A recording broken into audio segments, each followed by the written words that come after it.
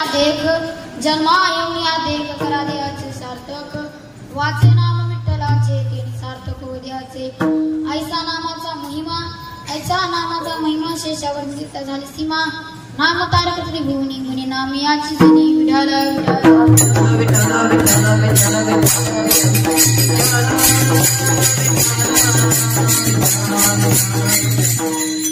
पांडुरंगा करू प्रथम नमन दुसरे चरण महायोग पीठे तटे भीमनत्यं वरं कुंडलिका यदा कुंमुनिद्रे समागत तिष्ठन्वा तमानंद कंदं परब्रह्मलिंगं भज पांडुरंगं पांडुरंगा करो पांडुरंगा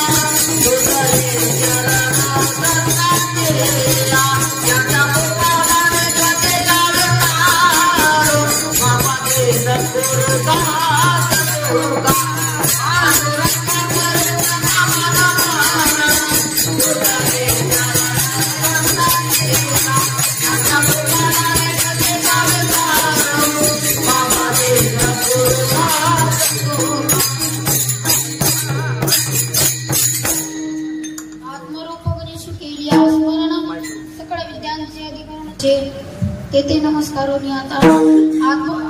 आत्मरूप गणेशु केली स्मरण होय सगळ्या विद्यांचे अधिकरण तेची चरण सद्गुरूचे तेथे नमस्कार आता तपोज्ञान वैराग्य भक्ती स्वरूपम सदा अलंकृतम साधु संन्यास योगम खेवेद वेदांत शास्त्रार्थ नित्यम नमो नारायण परब्रह्म स्वरूपम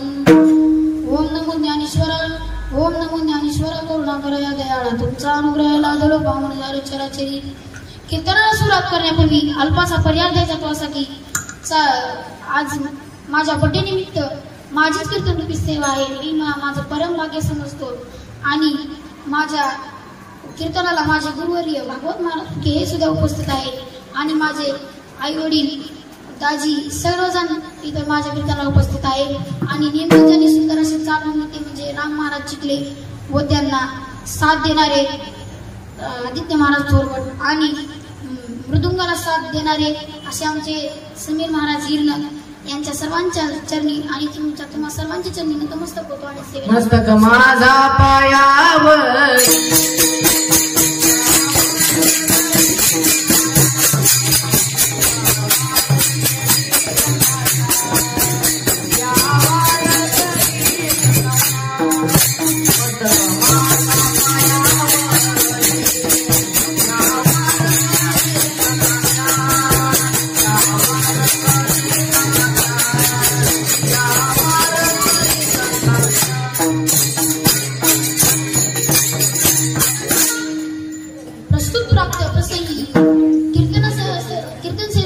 अभंग अनंतकोट ब्रह्मांड नायक श्री भगवान पांडुरंग परमात्मा यांचे अत्यंत लाडके भक्त श्री संत जनाबाई महाराज यांचा 4 चरणाचा उत्कृष्ट असा भंग सेवेकरता निवडलेला आहे। या अभंगाद्वारे श्री संत जनाबाई महाराज आपल्याला भगवंताच्या नामाचे महत्त्व सांगतात। भगवंताच्या नामाचे महत्त्व सांगतात। जनाबाईंनी साळसाळ्या काढली तर भगवंत उकळ झाडून काढायचे आणि जनाबाईंनी साळसाळ्या काढावी तर भगवंतानी साळ काढावी। भगवंताच्या हाताला फोडाले जनाबाई म्हणतात हाताला फोडजणी म्हणे कुसळ सोड। पांडुरंगाने जनाबाईंची अनेक कामे केली एवढे की जनाबाईंचा अधिकार होता। जनाबाईंचे शेण गोळा करायला जाऊ लागल्या तर प्रत्यक्ष भगवान पांडुरंग परमात्मा जनाबाईंच्या मागे धावत होते। जणी जाई शेणासाठी उभा आहे तिच्या पाठी ते गावऱ्या जनाबाईंनी ते गावऱ्या गोळा करून गावऱ्याचे काठोडे बांधल्यानंतर पांडुरंग परमात्माने काय केले ते जनाबाई महाराज एका ठिकाणी सांगतात। मोठं उचलून डोईवर येई मागे चाले जनाबाई ते गावऱ्याचे काठोडे घेऊन पांडुरंगाने पुढे चालावे। जनाबाई आंघोळीला बसल्या विष्णाला पाणी नव्हते प्रत्यक्ष भगवान पांडुरंग परमात्मा जनाबाई विष्णाला पाणी आणण्यास गेले। जणी बैसली नाही याला पाणी नाही विष्णाला पांडुरंगाने जनाबाईंची मस्करी केली। गार पाणी द्यायच्या ऐवजी जास्तच गरम पाणी ओतले आणि बाजूला जाऊन बसले। ते जनाबाईंनी गरम पाणी अंगावर घेता जनाबाईला चटकीने बसू लागले। म्हणा जनाबाईंनी देवाला शिवे द्यायला सुरुवात केली। अरे अरे बेट्या मामाच्या कारट्या तुझी राणी वृत्ती झाली जन्म सावित्री चुडी आई तुझे गेले रे मडे तुला पाहुणे काढले उभी राहून अंगणी शिवाय त्याचे जास्त जणी विडा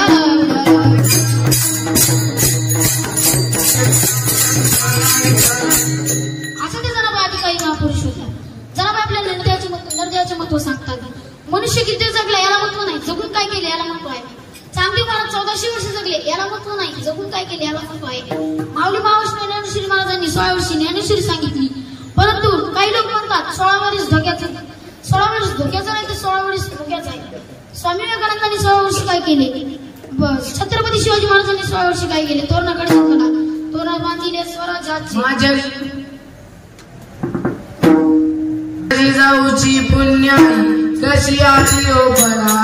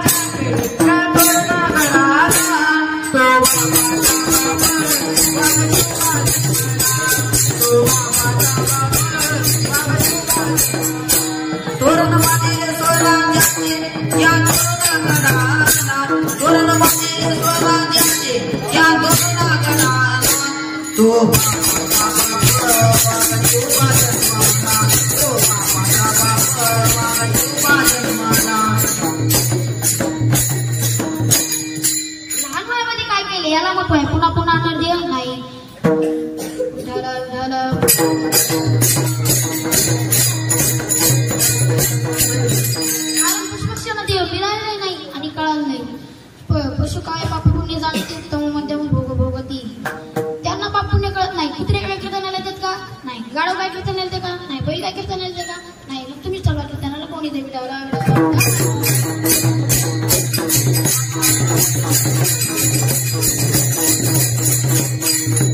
कारण पशुपक्षांना देव मिळालं नाही आणि कळालं नाही। स्वर्गातील देवांना देव मिळाला परंतु कळाला परंतु मिळाला नाही। स्वर्गातील देव काय म्हणतात ते तुकाराम महाराज एका ठिकाणी सांगतात देवे दिला देह भजना गोविंद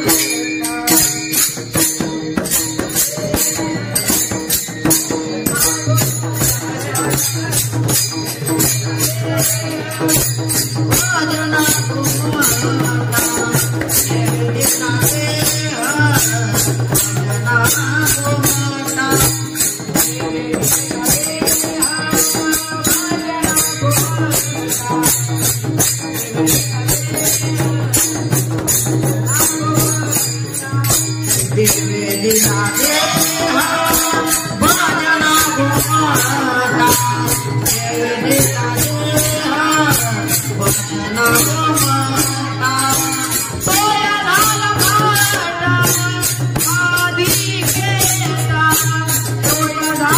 Bye.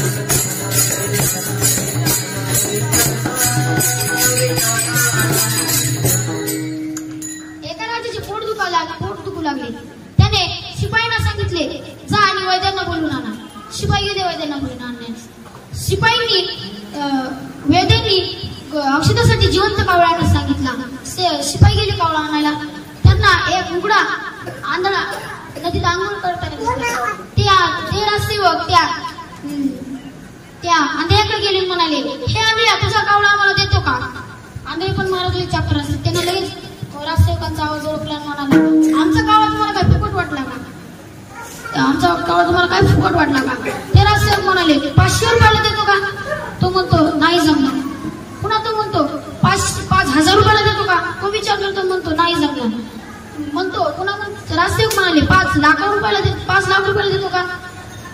आंधळा विचार करतो. मी दिवसभर जरी मंदिरात बसत तर साध्य मला कोणी 5 रुपये देत नाही. 5 रुपयाला कावळा द्यायला हरकत नाही. त्या कावळ्याने त्या आंधळ्याने त्या कावळा द्यायला हातपुडी केला. तसं त्याच्या हातातून कावळा उडून गेला. त्याच्या हातातून कावळा उडून गेला. राजसेवक म्हणाले, हे आंधळ्या, तुझा कावळा आम्हाला मिळाला नाही.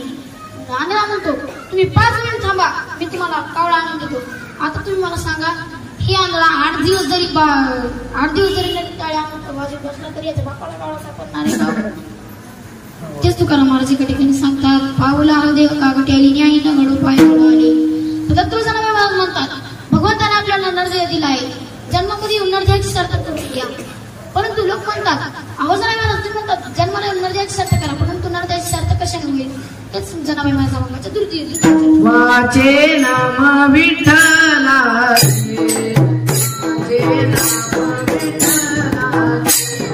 वाचे नाम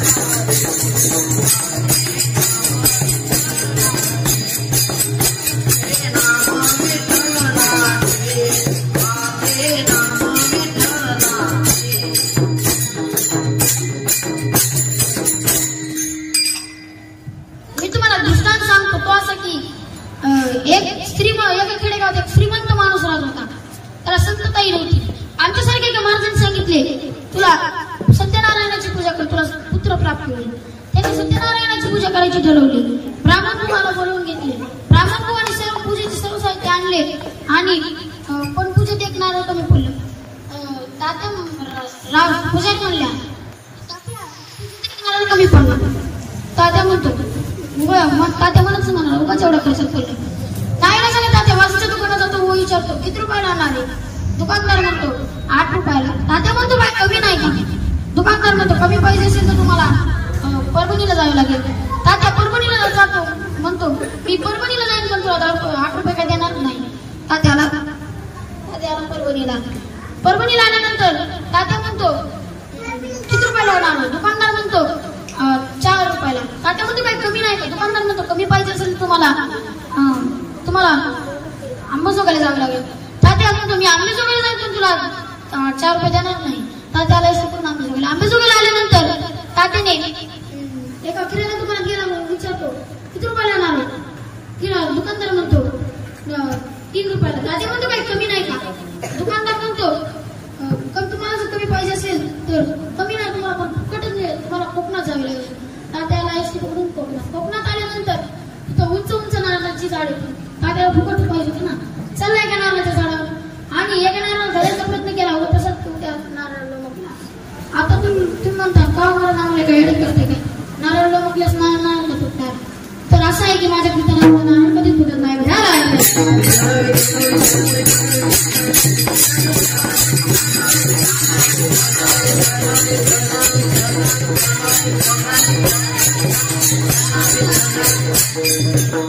कुठं होते आपण? तात्या लोमकला नारळाला. तसेच तिकडून एक उंटवाले बाबा येत होते. त्या उंटवाले बाबाला तात्या म्हणतो, हे ओ उंटवाले बाबा, तुम्ही मला इथे खाली काढता का? मी तुम्हाला 5000 रुपये देतो. उंटवाले बाबा म्हणतात ठीक आहे. तर उंटवाले बाबा आपला उंट नारळाच्या झाडाखाली उभा करतात आणि म्हणतात नारळ उंटाच्या पाठीवर चढतात आणि तात्याचे पाय धरायचा प्रयत्न करतात. परंतु तात्याचे पाय काय हातात येत नव्हते. म्हणून तात्या म्हणतो, उंटवाले बाबा म्हणाले तात्या तुमचे पाय हातात येत नाही.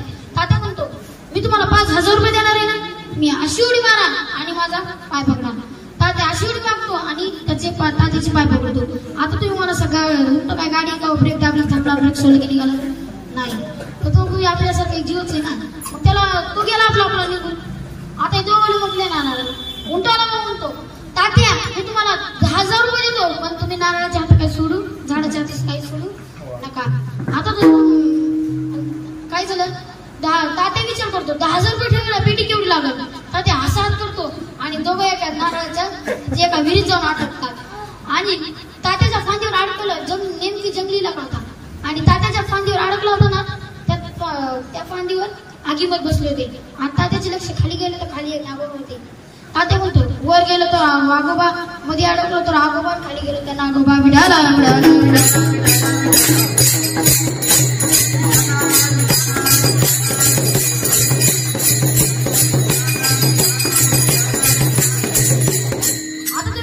किती रुपयाला पडली असेल ते नारायणाची पूजा. तेच तुकाराम महाराज त्या बाबाच्या ऐसा नामाचा महिमा श्री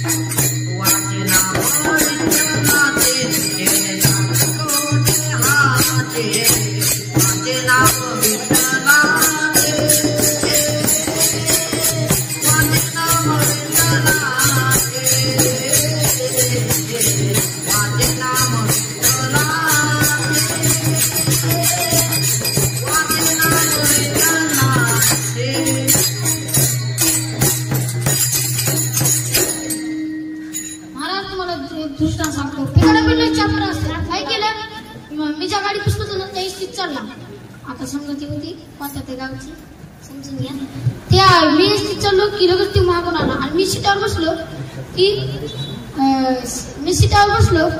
काय केलं त्यानं आला आणि म्हणाला ए उठ हो माग.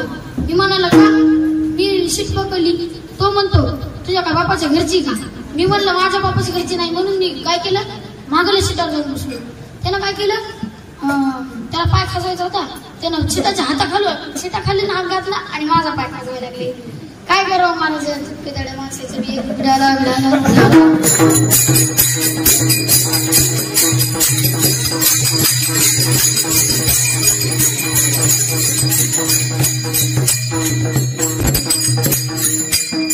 आणि एक वारकरी बाबा होते. त्या वारकरी बाबा दररोज सकाळी उठायचे आणि देवपूजा करायची आणि त्यांचा मुलगा दररोज सकाळी उठायचा आणि विटी दांडू खेळायला जायचा. आता वारकरी बाबाला वारकरी बाबा म्हणाले तर याला असं वळण कधी लागलं याचं लग्न करायचा टाइम आला तर काय करतो वारकरी बाबा आपल्या मुलाला सकाळी उठल्या आपल्या मुलाला देवघराच्या समोरच्या खोलीत कोंडून ठेवतात आणि आतल्या खोलीत देवघराच्या खोलीत आपले भजन सुरू करतात. देहतीची जोडी भक्तीचा ठेवा देहतीची जोडी भक्तीचा ठेवा उघडदार देवा आता उघडदार देवा. आणि आता या त्यामुळे त्याचे नाव होते त्या राम चिम्याच्या बापाचे नाव होते बंडू. त्याने आतल्या खोलीत आपले सुरून भजन सुरू केले. लाकडाची विटी लाकडाचा दांडू उघडदार बंडू आता उघडदार बंडू.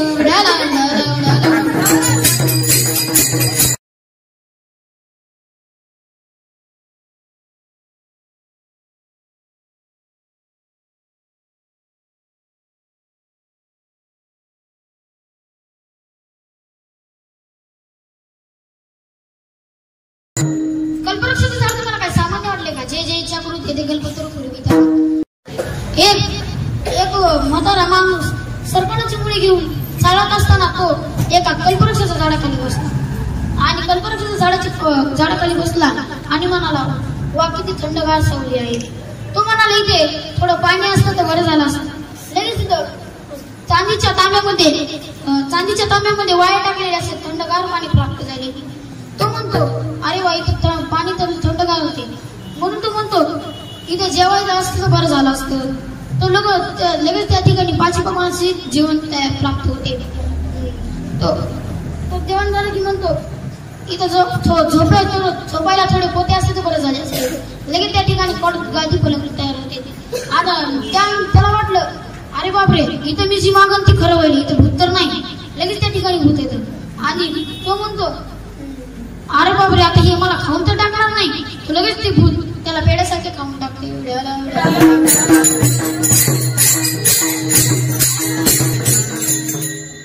गरिबीची परिस्थिती असल्यामुळे दोन आपले एक वडील आणि आई वडील आपल्या 2 मुलाला घेऊन गरिबीची परिस्थिती असल्यामुळे गावात राहायला येतात आणि गावात राहायला आल्यानंतर तो म्हणतो, चिम्या जातो आणि सावकार काकाला म्हणतो, सावकार काका, हो सावकार काका. सावकार काका दारू पडतात आणि म्हणतात, काय रे चिम्या, काय झालं. चिम्या सावकार काकाकडे बघून हसायला लागतो. सावकार काका म्हणतात, चिम्या काय हसतोस. तर चिम्या म्हणतो, तुम्ही इतके जाडो तुम्ही मेहनत, तुम्हाला चौकटीच्या बाहेर कसे काढायचे. वारकरी बाबा त्या सावकार काकाला खूप राग आला. सावकार काकाने चिम्याच्या 2 कानफटीत लावले आणि आतल्या खोलीत कोंडून ठेवले. त्याचा बाप म्हणतो, 1 तास झाला, 2 तास झाला, अजूनही काट कसं काय आलं नाही. म्हणून ते त्याच्या मोठ्या मुलाला पाठवतात. त्याचं नाव होतं बाळ्याला तो म्हणतो, सावकार काका, हो सावकार काका. सावकार काका आले आणि म्हणाले, सावकार काका. तोही सावकार काकाकडे बघून जोरजोरात हसायला लागला. सावकार काका म्हणाले, काय रे हसतोस. बाळा म्हणतो, मी ते तुम्हाला नंतर सांगा, आधीच तुम्ही मला सांगा, माझा लहान भाऊ तुमच्याकडे 100 रुपये मागायला ते कुठं आहे. तर तो म्हणतो, ठेवला. सावकार काका म्हणाले, ठेवला आपल्याकडे. तर तो विचारतो, का. तर तो म्हणतो, तुझा भाऊ म्हणतो की तुम्ही जर मेला तर तुम्हाला चौकटीच्या बाहेर कसे काढायचे. तर तो म्हणतो, सोपे आहे, तुमचे बारीक तुकडे करायचे, तुम्हाला दरवाजाच्या बाहेर काढायचे. आता सावकार काकाला ह्याचा पण राग आला आणि ह्याच्या पण 2 कानपटीत लावून त्याला पण घरात नेऊन कोंडून ठेवले. आता हे म्हणाले, 1 तास झालं, 2 तास झालं, 3 तास झालं, अजूनही दोन्ही कराटे कसं काय आले नाही. लगेच त्याचा बाप जातो म्हणतो, सावकार काका, हो सावकार काका. सावकार काकाने दारू घडली. सावकार काकाकडून तो काही जोरजोरात हसायला लागतो. सावकार काका म्हणाले, काय रे हसतोस. तर का हसतोस. तर विढाला.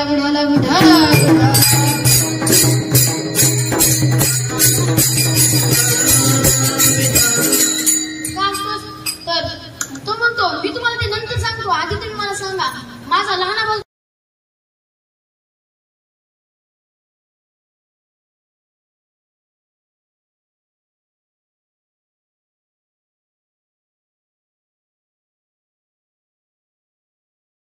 काय करतात. वार आला की देव बदलतो, भक्ती बदलते. सोमवार आला की शिव भोळा चक्रवर्ती, त्याचे पाय माझे चित्ती. सोमवार आला की शंकराची भक्ती करतात आणि मंगळवार आला की तेच तुकाराम महाराज एका ठिकाणी सांगतात,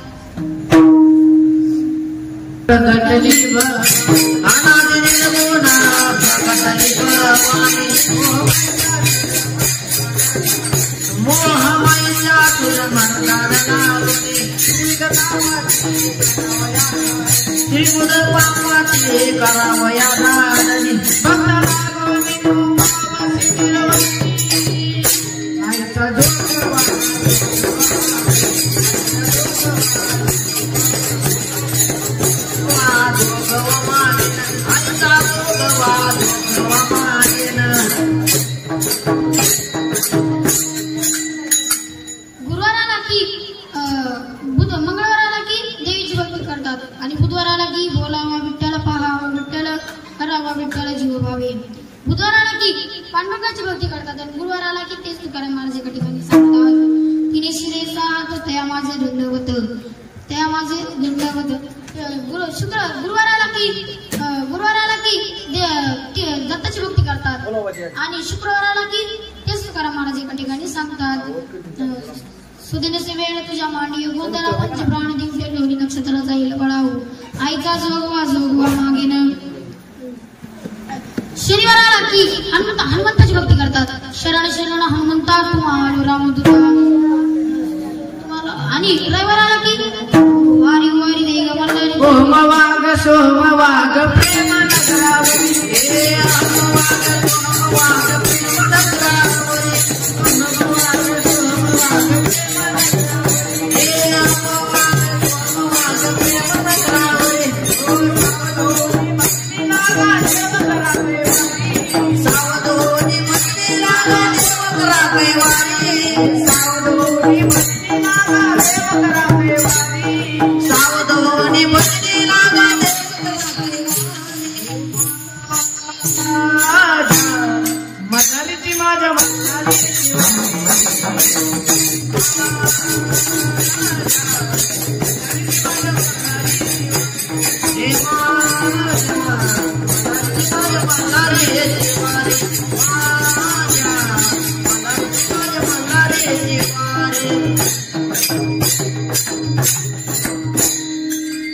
एक शेतकरी त्याच्या शेतात उभा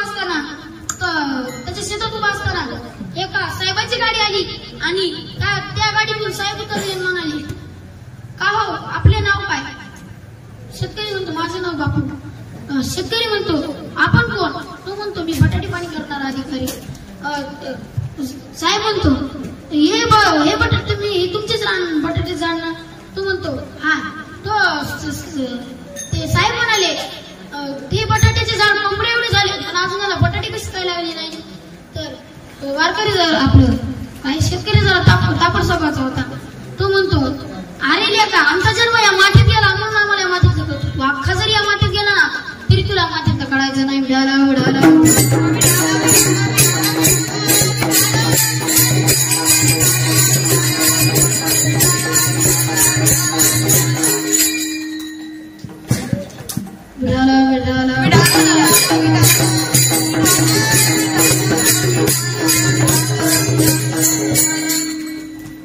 आता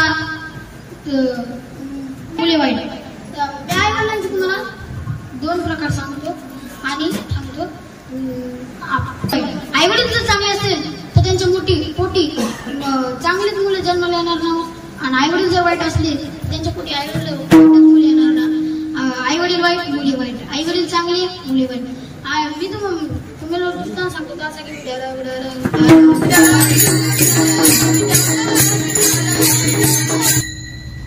एकदा काय झालं, मी कीर्तनाला गेलो. कीर्तनातून दृष्टांत ऐकलाय सत्याला गेलो. काय झालं, एक राम आणि लक्ष्मण ते दोघं एका नारळाच्या झाडाखाली बसले. आपलं झाडाखाली बसले होते.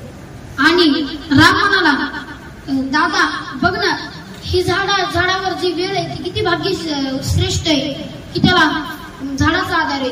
लक्ष्मण म्हणतो नाही त्याला ती वेळ भाग्यवान आहे, त्याला वेळ किती श्रेष्ठ आहे त्याला झाड मिळाले. त्या दोघांचे भांडण लागतात. तेवढ्यात हनुमंतराय तिथे येतात आणि म्हणतात काय झालं? राम आणि लक्ष्मण म्हणाले. राम म्हणतो हनुमंतराय म्हणाले तुमचे का भांडतात तुम्ही दोघ जण? तर राम म्हणतो की ही वेळ श्रेष्ठ आहे का झाड हे तुम्ही मला सांगा. तर हनुमंतराय त्या झाडाखाली जाऊन बसतात म्हणतात झाडाखाली जाऊन बसतात आणि राम म्हणाले हनुमंतराय तुम्ही म्हणाल तुम्ही आमची भांडणं सोडवायला लागणार मग सांगा ही वेळ श्रेष्ठ आहे का झाड श्रेष्ठ आहे? तो म्हणतो अरे हे झाड पण श्रेष्ठ नाही आणि ही वेळ पण श्रेष्ठ नाही. ह्या झाडाखाली जो हनुमंतराय बसले ते श्रेष्ठ आहे.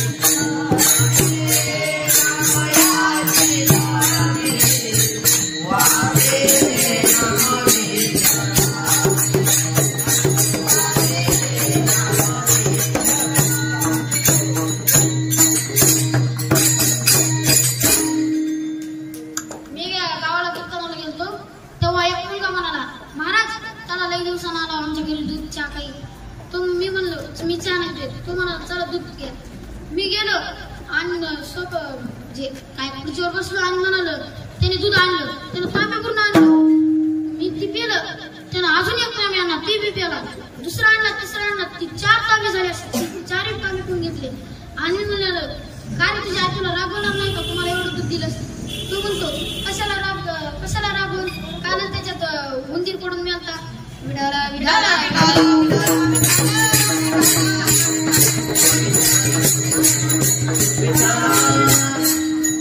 आणि मला राग आला आणि मी ती तांब्या खाली आपटतच त्याने आईला आवाज दिला, आई ह्या महाराजांना आपल्या बाथरूमचा तांब्या आपटीला.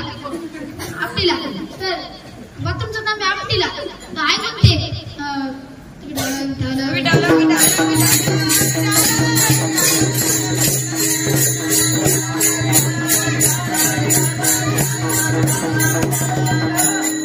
आणि एका कीर्तनाला गेलो होतो तेव्हा कीर्तन संपलं आणि एका म्हणजे चहा प्यायला घरी गेलो तेव्हा काय एका मुलगा टीव्ही बघत होता.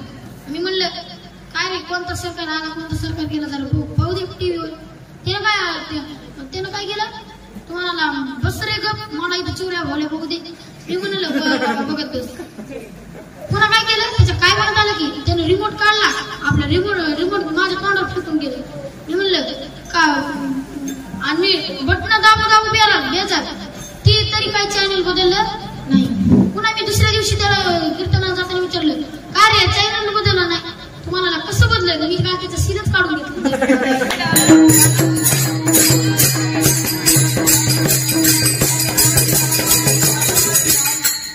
रामनाव टाकून दगड पाण्यात तरतात, रामनाव टाकले दगड पाण्यात तरतात, तेच तुकाराम महाराज इकडे काय नाही सांगतात. विठाला विठाला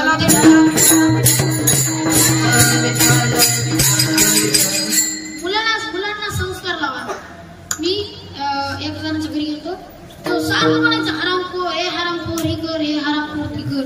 आणि त्याचा मुलगा शुक्रवारच्या बाजारात गेला आणि छोटी बस नसती का लेकराची खेळायची ती आणली. आणि मग त्यानं सुरुवात केली, ज्या हरामखोराला यायचे त्या हरामखोरांनी बसा आणि ज्या हरामखोराला उतरायचे त्या हरामखोरांनी उतरा. तो असं बोलत त्याच्या बापाने एकदा ऐकलं, दोनदा ऐकलं आणि तिसऱ्या वारी शिक्का चढला म्हणतात. त्याची गाडी इकडं मुंबईला ती पुण्यात. तर त्यानं काय केलं, डबल आपली मुंबईला गेलेली गाडी स्टँडवर लावली पुण्यात आणि डबल सुरू केलं. ज्या हरामखोराला गाडीत बसायचं त्यांना बसा आणि ज्या हरामखोराला गाडीत उतरायचं त्यांना उतरा. आत्ताच्या एका हरामखोरामुळे आपली गाडी 15 मिनिटं लेट झालेली आहे.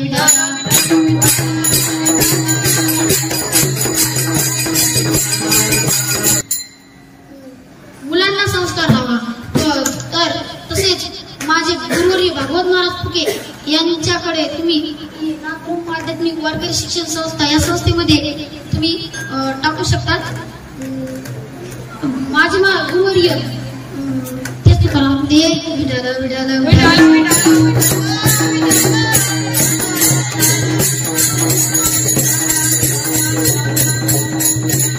झालेली सेवा माझ्या गुरुवारांच्या चरणी, माऊलींच्या चरणी, माझ्या आईवडिलांच्या चरणी, इथे बसलेल्या सर्वांच्या चरणी नतमस्तक करतो आणि सेवेला दाजीच्या चरणी नतमस्तक करतो आणि सेवेला पूर्ण विराम देतो. ज्ञानेश्वर